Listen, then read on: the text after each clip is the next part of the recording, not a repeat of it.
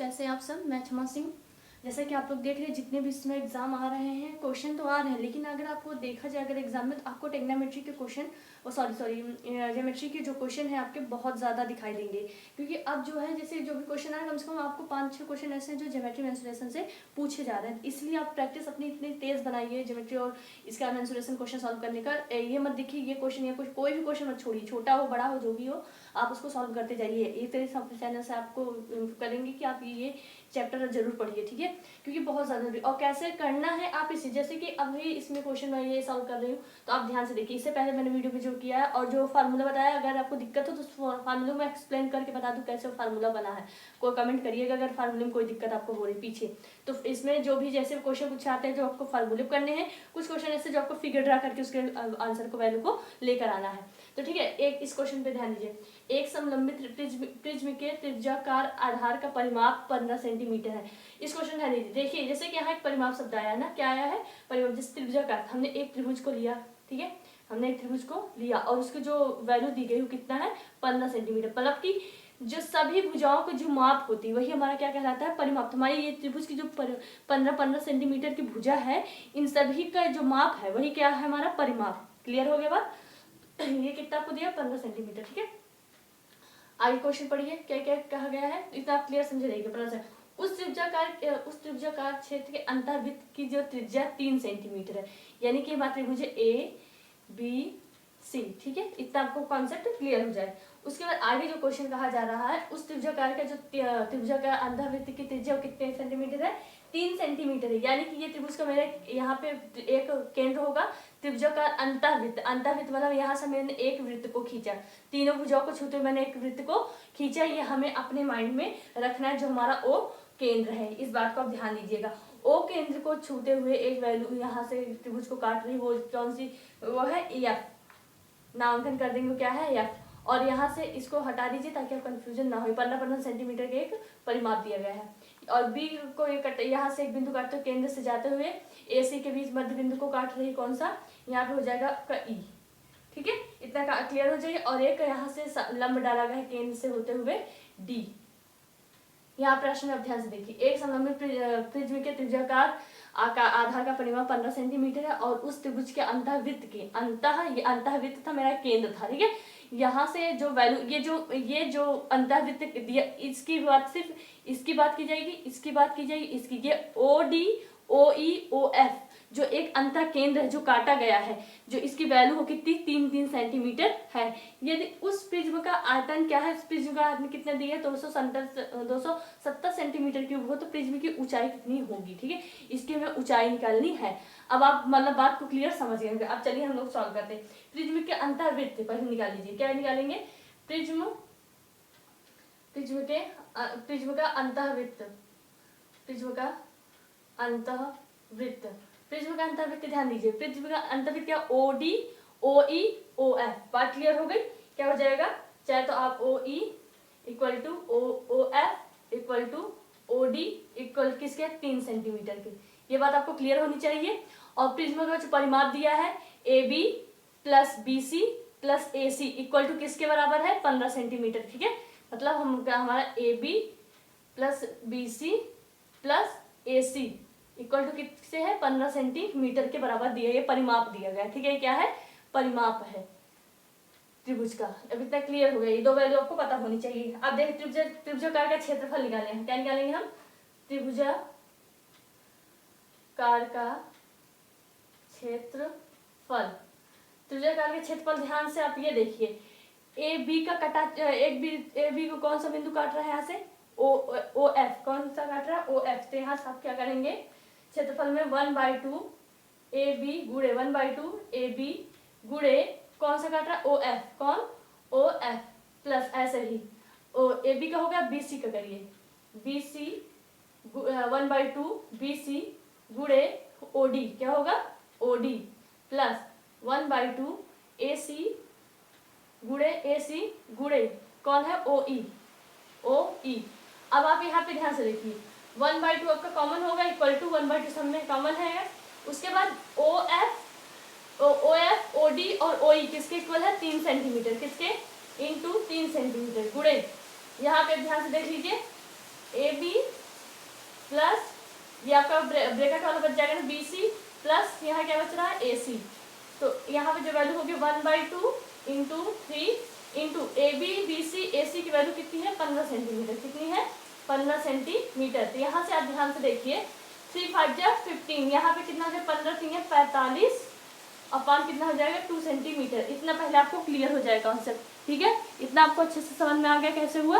अब आप ध्यान से देखिए, अब आप आंसर तक समझ पर पहुंच गए। प्रिज्म का आयतन, अब हम क्या है हमें दिया गया प्रिज्म का आयतन, तो आप यहाँ पे करेंगे प्रिज्म का आयतन आपको दिया गया है प्रिज्म का आयतन, ठीक है।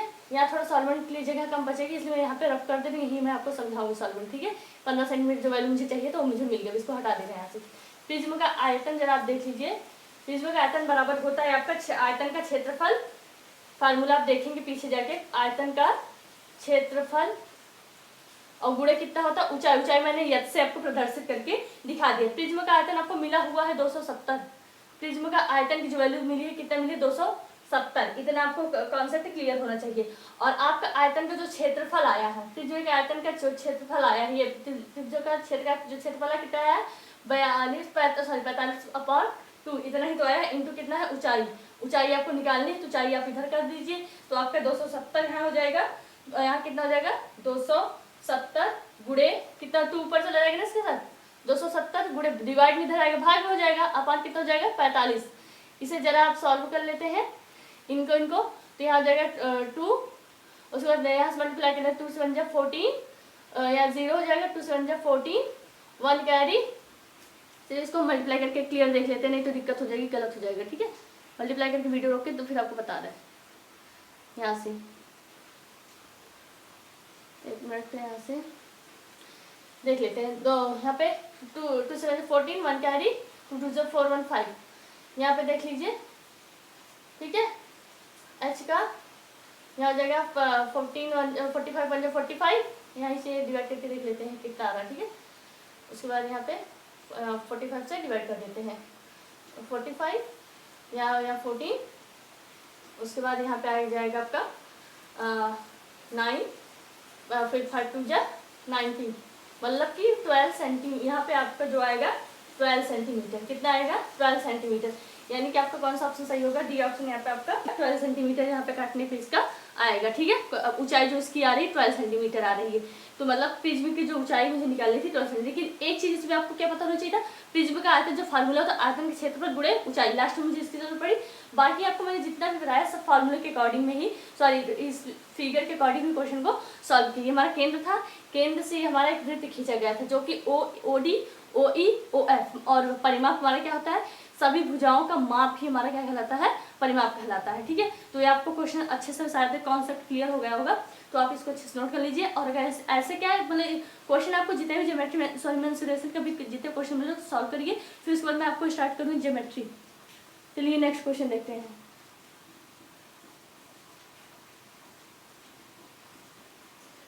यहाँ से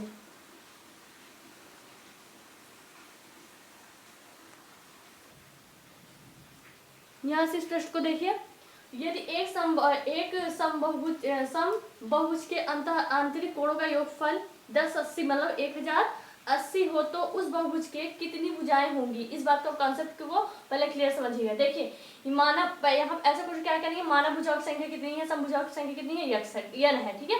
तो हमने n भुजाओं के लिए आपको फार्मूला बताया था सेट नंबर 11 या 19 में, देखिएगा मैंने बताया था n भुजा वाले समबाहुभुज के अंतः कोणों का योग, ये मैंने आपको फार्मूला बता दिया, पीछे जाएंगे देखेंगे 4n, यहाँ क्या लिखेंगे 4 सॉरी यहाँ पे 2n क्या रहेगा 2n - 4 × 90, ये आप देखेंगे उससे पीछे मैंने आपको फार्मूले में बताया था, ठीक है। ये क्या था, अंतःकोणों का योगफल किसके, समबाहुभुज के।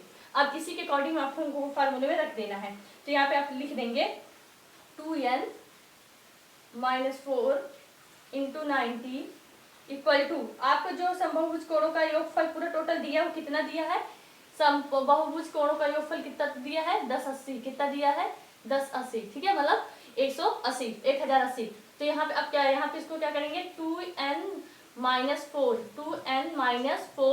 90 यहाँ मल्टीप्लाई में इधर जाएगा, किस में हो जाएगा, डिवाइड में हो जाएगा, किस में हो जाएगा, डिवाइड में हो गया।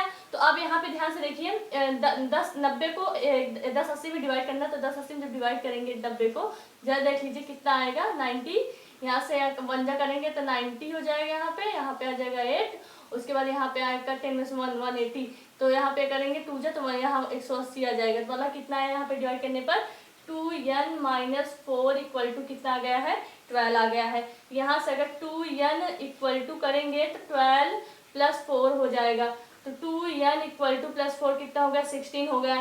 तो n इक्वल टू कितना हो जाएगा, 8 हो जाएगा। तो ये सम बहुभुज की कितनी भुजाएं होंगी, यहाँ पे 8 होंगी। n पदों की संख्या कितनी आ गई है, 8 आ गई। कौन सा ऑप्शन सही होगा आपका, ऑप्शन बी आपका सही होगा। अगर आपको देखिए कॉन्सेप्ट एकदम क्लियर हो गया होगा, ठीक है ना। तो चलिए नेक्स्ट क्वेश्चन देख लेते हैं, फार्मूले में ही था। इस प्रश्न को ध्यान से देखिए, बेलन का व्यास 7 सेंटीमीटर, उसकी ऊंचाई 16 सेंटीमीटर है, तो पाई 22/7 का मान उपयोग करते हुए उस बेलन के पार्श्विक फलक का क्षेत्रफल कितना होगा। पार्श्विक बेलन का क्षेत्रफल कितना होगा, तो पार्श्विक बेलन का फार्मूला क्या होता है, 2 पाई r/h। पीछे जाएंगे तो ये आपका फार्मूला किसका होता है, बेलन के पार्श्विक फलक का क्षेत्रफल होता है। ये इतने का फार्मूला है, ये का क्षेत्रफल बराबर 2 पाई r/h। तो यहाँ वैल्यू रख ली 2 इंटू पाई की वैल्यू यहाँ पे क्या दी 22/7 इंटू 3 आर कितना दिया गया है, व्यास मतलब दिया गया है 7, व्यास का वैल्यू 10 से व्यास बाई 2 लिखते हैं, व्यास बाई 2 इंटू क्या निकालना था इसे, बेलन का फलक का क्षेत्रफल आपको यहाँ पे इसका निकालना है। तो यहाँ पे आप क्या कर देंगे, इंटू ऊंचाई इसकी कितनी दी गई है, ऊंचाई 16 सेंटीमीटर, ये भी लिख लीजिए साथ में। तो यहाँ से देखिए 7 कैंसिल, 2 से 2 कैंसिल, 16 और 22 को मल्टीप्लाई कर दीजिए, आपका आंसर आ गया। यहाँ पे देखिए 16 और 22 का क्या करा देंगे आप, मल्टीप्लाई करा देंगे। 6 2 जा 12, 6 2 जा 12 1 13, 2 1 जा 2, वो 2 1 जा 2, यहाँ पे क्या जा 2 5 2 3, मतलब 352 सेंटीमीटर। ये क्या आ गया है, आंसर आ गया सेंटीमीटर स्क्वायर में, ठीक है। तो ये आपका इसका फार्मूले का आंसर होगा। इस तरीके से आप क्वेश्चन को सॉल्व कर सकते हैं।